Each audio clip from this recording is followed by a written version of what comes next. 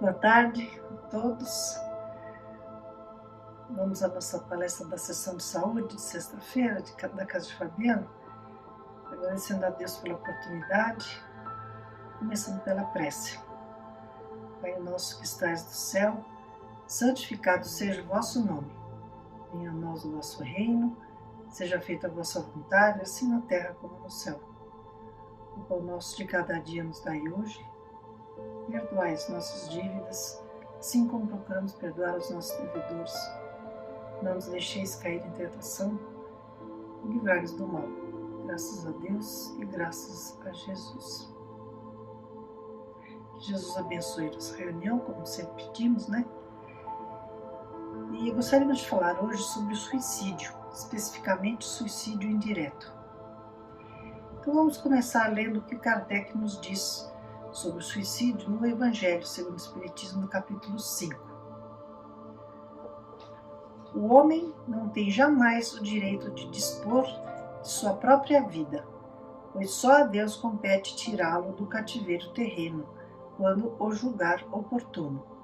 Apesar disso, a justiça divina pode abrandar o seu rigor em virtude de certas circunstâncias, reservando, porém, toda a sua severidade para aquele que quis furtar-se às provas da existência.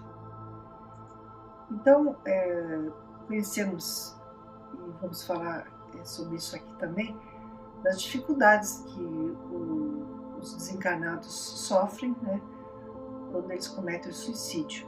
Mas temos que levar em consideração exatamente o que Kardec diz aqui, né? Em virtude de certas circunstâncias, né, a justiça divina pode abrandar o seu rigor. Então não podemos afirmar que essas dificuldades terríveis que os espíritos sofrem são generalizadas. Mas de qualquer forma ele diz, né, toda a sua severidade para aquele que quis furtar-se às provas da existência. Então é uma situação bastante difícil. O suicida assemelha-se ao prisioneiro que escapa da prisão antes de cumprir a sua pena, e que ao ser preso de novo será tratado com mais severidade. Assim acontece, pois, com o suicida que pensa escapar às misérias presentes e mergulha em maiores desgraças. Então, o suicídio é uma decisão muito difícil, né, que a pessoa toma. E o suicídio indireto é de certa forma, inconsciente, né? Ele é causado por atitudes erradas que nós tomamos, e é sobre isso que nós vamos falar hoje, né?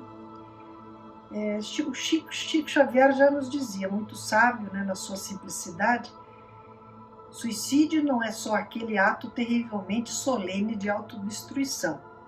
Vivemos como criaturas que se suicidam pouco a pouco. Um ato de rebeldia, uma reclamação indébita, um ponto de vista infeliz, a cólera, por exemplo, que a cólera faz tão mal para a nossa saúde, né? Atraímos vibrações negativas e operamos sobre nós esse suicídio lento, indireto. Cometemos muitos suicidiozinhos a cada dia. E ressaltamos então, entre tantos outros hábitos prejudiciais à nossa saúde, que são esses suicidiozinhos do dia a dia, né? O consumo disseminado de drogas lícitas e ilícitas, e entre as lícitas, notadamente o consumo do álcool. O alcoolismo é uma das grandes calamidades que tem assolado a humanidade. E vamos nos delongar um pouquinho sobre o assunto aqui. Doenças gástricas como úlceras e cirrose, doenças cardíacas, problemas imunológicos que podem abrir campo para pneumonias, tuberculose, câncer, anemia, fraqueza óssea e disfunções cerebrais que atacam os nervos, causando demência. Tudo isso pode ser decorrência do alcoolismo. As pesquisas de 2015 apontam que 10% da população brasileira é alcoólatra. Isso em 2015, né? E 32% dos estudantes de 14 a 18 anos já consomem álcool. Esse consumo precoce pelos jovens promete dependências precoces, né? Riscos de lesões corporais, pois o jovem ainda está em desenvolvimento, acidentes com veículos, vulnerabilidade à gravidez indesejável e doenças sexualmente transmissíveis. Como dissemos, uma verdadeira calamidade, né? E o álcool é lícito, disponível a todos para consumo. Faz parte do convívio social das pessoas, né? A pessoa que consome o álcool não deseja necessariamente morrer. Ela muitas vezes busca o entorpecimento da mente, provocado pelo álcool, para fugir dos problemas. Mas é a morte que a pessoa com frequência encontra, constituindo assim um verdadeiro suicídio indireto, o consumo do álcool. Então vejamos o que o irmão X nos diz sobre esse tema, né?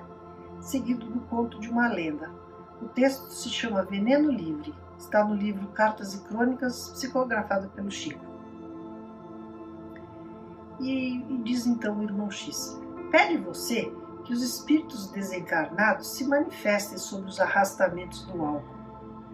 Muito difícil esse assunto, basta lembrar que a cobra, nossa velha conhecida, cujo bote comumente não alcança mais que uma só pessoa, é combatida a porrete, por ser venenosa, né? Vigiada de perto pela gritaria dos meninos, pela cautela das donas de casa e pela defesa do serviço municipal. Mas o álcool, que destrói milhares de criaturas, é veneno livre, onde quer que vá. E em muitos casos, fantasiado de champanhe ou de uísque, chega a ser convidado de honra, consagrando eventos sociais. Escorrega na goela de ministros com a mesma sem cerimônia com que desliza na garganta do homem comum e honesto e dos malandros de rua. Endoidece artistas notáveis, desfibra o caráter de abnegados pais de família, favorece doenças e engrossa a estatística dos manicômios. No entanto, diga isso num banquete de luxo e tudo indica que você será conduzido ao psiquiatra. Pede você que discorramos sobre o álcool, mas ninguém precisa escrever sobre a aguardente, tenha ela o nome de vodka ou de suco de cana, rum ou conhaque, de vez que as crônicas vivas estão nos próprios consumidores, largados às bebedeiras, nos crimes reportados pela imprensa sensacionalista, nos ataques da violência e nos lares destruídos. E se comentaristas de semelhantes dramas devem ser chamados à mesa redonda da opinião pública, é indispensável que sejam trazidos à fala as vítimas de espancamento no recinto doméstico, os homens e as mulheres de vida respeitável que viram a loucura aparecer no horror e desvario de tutores inconscientes, e, sobretudo, os médicos cansados pelo duro ofício de aliviar os sofrimentos humanos. Assim, não acredite que nós, desencarnados, possamos falar com mais vigor dos efeitos da calamidade terrível que escorre de copinho a copinho. Os homens dão palavra viva sobre o assunto desde os primeiros tempos. Ele coloca a coisa de uma forma um pouco irônica, né? Mas muito verdadeira. Né? E vamos ver então a lenda que o irmão X nos conta.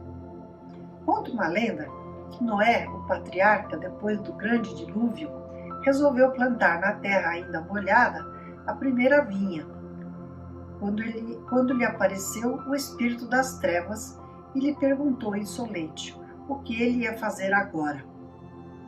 E o Noé disse, sereno, vou plantar uma vinha. E Satanás perguntou sobre o objetivo da plantação. E Noé disse, sim, serão frutos doces e capitosos. As criaturas poderão deliciar-se com eles, em qualquer tempo depois de colhidos. Além disso, fornecerão um milagroso caldo que se transformará facilmente em vinho. Saboroso elixir, capaz de adormecê-las em suaves delírios de felicidade e repouso. E Satanás então diz, né, exijo sociedade nessa lavoura. Todo arrogante, né? Noé, submisso, concordou, e o gênio do mal encarregou-se de regar a terra e adubá-la. Por maldade, retirou 4 animais da arca e passou a fazer a adubação com a saliva do bode, com o sangue do leão, com a gordura do porco e com o excremento do macaco.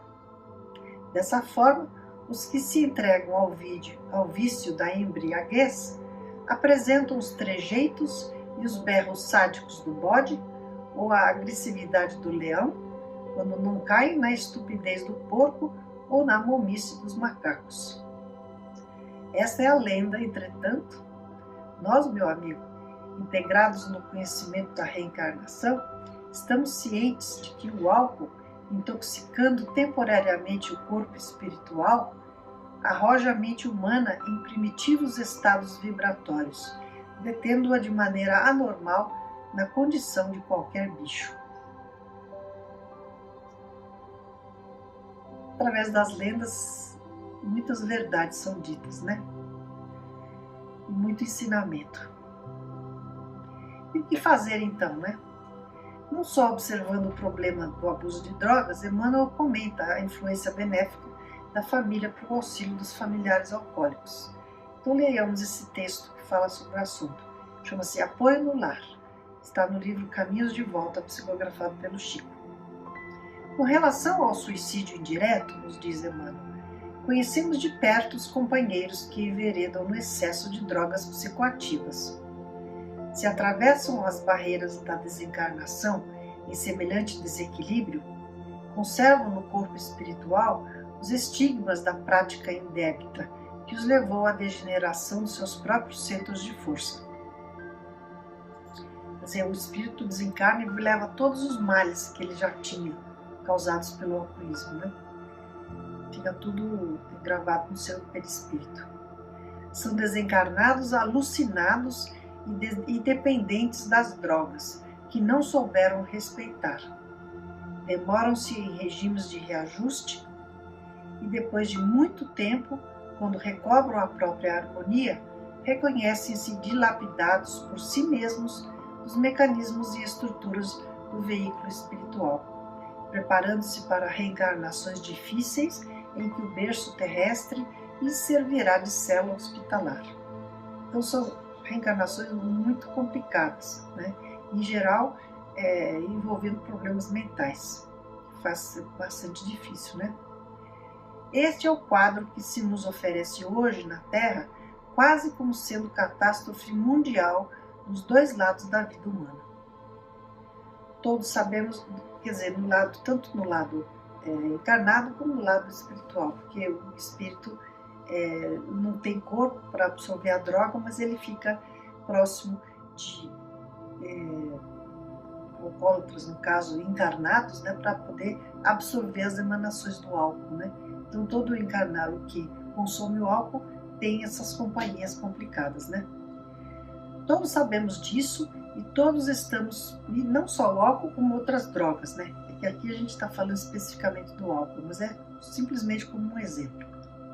Todos sabemos disso e todos estamos procurando os melhores meios de erradicar a calamidade. Controles de fornecimento, prescrição de psicotrópicos, combate às plantações de vegetais determinados, restrições legais à fabricação de semelhantes agentes, para reduzir as facilidades de acesso, né? Entretanto, diz Emmanuel, lembramos ainda um ingrediente que pode e deve ser chamado à defesa geral contra a expansão do hábito pernicioso que se vai transformando atualmente em pandemia do alcoolismo, né? Que esse ingrediente é o apoio no lar aos corações fatigados ante as provas e desafios do cotidiano. A vivência da compreensão fraterna, que assegura o socorro incansável da tolerância construtiva, é o antídoto da solidão e da fuga, através das quais milhares de criaturas estão encontrando o processo obsessivo e o desequilíbrio, a enfermidade e a morte. Através da abnegação e da renúncia da família, a família usa o entendimento e a bondade, garantindo, quanto possível, a tranquilidade e a segurança dos seres confiados à família, né? e estarão vacinando o seu próprio ambiente contra as manifestações de quaisquer forças negativas. Serve e perdoa.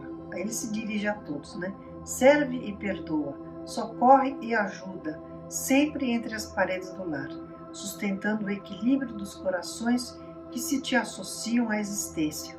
E se te interessas realmente no combate ao suicídio e à deserção, reconhecerás os prodígios que se obtêm dos pequenos sacrifícios em casa por bases da terapêutica do amor. Então essas pessoas têm que ser acolhidas, né? Porque são sofredores, né? São doentes e só o amor, né? Que vai ajudá-los.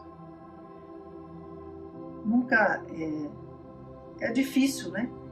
Mas o ideal seria que essas pessoas não fossem desligadas da família, na verdade que fossem acolhidas. E além do amor no apoio familiar, Emmanuel nos ensina. Então eu vou ler outro texto dele, né? O título é Supercultura e Calamidades Morais. Está no livro Entre Irmãos de Outras Terras, psicografado por Chico Xavier e Valdo Vieira. Então, Emmanuel acrescenta, né? As formas de combate, né? Do alcoolismo e ajuda dos alcoólatras. Não basta juntar valores materiais para a garantia da felicidade. A supercultura consegue atualmente na Terra feitos prodigiosos em todos os reinos da natureza física, desde o controle das forças atômicas às realizações da astronáutica. São os avanços da tecnologia, né? No entanto, entre os povos mais adiantados do planeta, avançam duas calamidades morais do materialismo, corrompendo-lhes as forças, o suicídio e a loucura, ou mais propriamente, a angústia e a obsessão. É que o homem não se aprovisiona de reservas espirituais à custa de máquinas. Então, toda a tecnologia não vai ajudar o homem a fortalecer o seu espírito, né? Para suportar os atritos necessários à evolução e aos conflitos resultantes da luta regenerativa, nossa luta do dia a dia, né? O homem precisa alimentar-se com recursos da alma e apoiar-se neles. Nesse sentido, vale recordar o sensato comentário de Allan Kardec no Evangelho sobre o suicídio e a loucura. E ele então faz referência a esse trecho do Evangelho, falado por Allan Kardec. A calma e a resignação, auridas na maneira de considerar a vida terrestre e da confiança no futuro, dão ao espírito uma serenidade que é o melhor preservativo contra a loucura e o suicídio. Com efeito, é certo que a maioria dos casos de loucura se devem à comoção produzida pelas vicissitudes que o homem não tem coragem de suportar. Encarando as coisas deste mundo da maneira que o Espiritismo sugere que faça, o homem recebe com indiferença, mesmo com alegria, os reveses e as decepções que o desesperavam noutras circunstâncias. E essa força se torna evidente colocando o homem acima dos acontecimentos, e preserva de abalos a razão, os quais, se não fora isso, o conturbariam. Atendamos à caridade que atenua a penúria do corpo, mas não menosprezemos o socorro às necessidades da alma. Então, finalizando, né, são os exageros que matam, né? É como se questiona: você come para viver ou vive para comer? E é comum a gente ouvir a frase, beber para esquecer, né? Mas nada disso nos preenche, não é? Pelo contrário, só nos traz problemas. O homem tem é que se desprender das coisas materiais, o mais que puder, né? E alimentar a sua alma. Importante ter uma religião, fazer preces, praticar a caridade. Ter Jesus no coração e se aproximar mais de Deus, ganhando forças assim para se afastar de tudo que possa o levar a esse suicídio indireto e à loucura. Alimentar o espírito, esse é o antídoto, né? Então terminamos com a prece que nos sugere o Evangelho. Sabemos, Senhor, qual a sorte que espera os irmãos que violam a vossa lei, para abreviar voluntariamente os seus dias. Mas sabemos também que a vossa misericórdia é infinita, Senhor. Estendei-a sobre o espírito dos suicidas, que possam as nossas preces e a vossa comiseração abrandar as amarguras dos sofrimentos que suportam. Bons espíritos, cuja missão é assistir os infelizes, tomai-os sobre a vossa proteção. Inspirai-lhes o remorso pela falta cometida. Afastai os maus espíritos que poderiam levá-los novamente ao mal. E que a vossa assistência lhes dê a força de enfrentar com mais resignação as novas provas que terão de sofrer para repará-la. E a vós, irmãos infelizes, suicidas diretos e indiretos, que possa a nossa prece suavizar a vossa amargura, fazendo nascer em vosso coração a esperança de um futuro melhor. Esse futuro está nas vossas próprias mãos. Confiai na bondade de Deus, que é severo com os de coração empedernido, mas que espera sempre por todos os que se arrependem. Graças a Deus, né? E é isso, gente. Muito ensinamento, né? Vamos aí caminhando. Obrigada. Até semana que vem.